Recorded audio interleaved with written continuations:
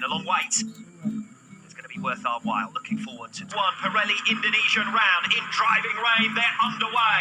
Good start from Andrea Locatelli. Good start as well from Garrett Gerloff. Progress from way back down the order. Ray recovering as they come in towards turn number one. Bassani and Tati Mercado with a great start. Mercado is up ahead of the BMW boys as Bassani comes firing through on Locatelli. Demonstrates what a struggle it's been so far for Garrett Gerloff. Scott Redding eyeing up a move here on top rack. Razgatlioglu. Bassani thinking about a move on the right is ahead of him. He's going as they come in towards turn 11.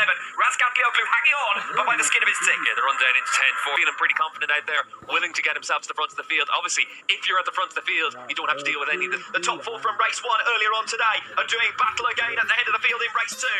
Ray comes through. Razgatlioglu, Redding, Bassani is your new order. Talked all day about Tati Mercado being a wet weather specialist, a bit of a gap behind the number 36 as Razgatlioglu fires through at the start of lap two.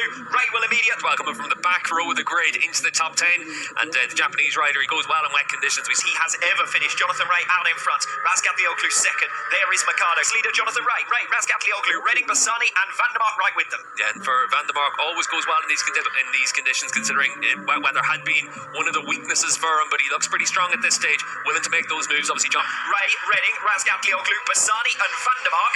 Van der Mark now within striking BMW package underneath him. Redding also looking good at this stage.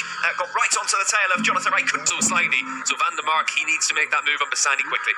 Tati Mercado broadly going with the group. A second the gap in front of him, though. 2.5 second tail.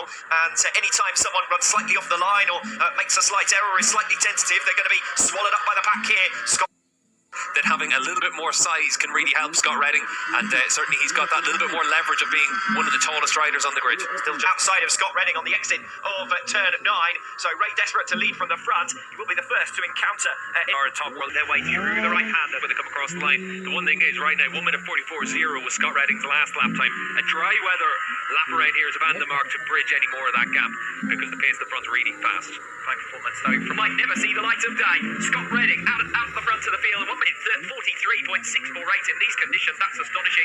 Razgatlioglu again tacked Toprak, though we saw last time round he was a lot faster in the second half of the lap than Toprak. Jonathan Ray coming back at Scott Redding. We rejoin the race leading battle, and Ray has come through on Redding, and here goes Van der Mark on Razgatlioglu, and quietly nobody knows which way to look. Just try and attack him. There's clearly a lot of grip out there in the asphalt here, even in these wet conditions. Running towards turn 10, though only for the brave that Jonathan Ray might see as his best opportunity to get through on turn. Redding tries to turn. Ray is already there. The pair touch. Ray then sweeps across the path of Scott Redding, coming off turn 10 to recover the lead. Yeah, Jonathan Ray able to make the move into 10. Scott, that chance he's got good drive through there, though, to get right with Ray. Scott Redding did leave the door open. It was wide enough for Jonathan Ray to seen any further information about that, but focus on the lead battle. Redding through on Ray. Has he overcooked it? Yes, he has. To top rack Razgatlioglu at the end of a run of 6 consecutive seasons, but he is demonstrating just 7 seconds back. Top rack Razgatlioglu over the line for 4th position. Tom Sykes rounds out your top 5, 11 seconds back. Garrett Gerloff with 6th position. Then it's Kota Nazanes. He's over the line in the end for 12th position, but most importantly, across the line to finish off his World SBK career, but at the front of the field, his long-term rival, the race victory, to say after it.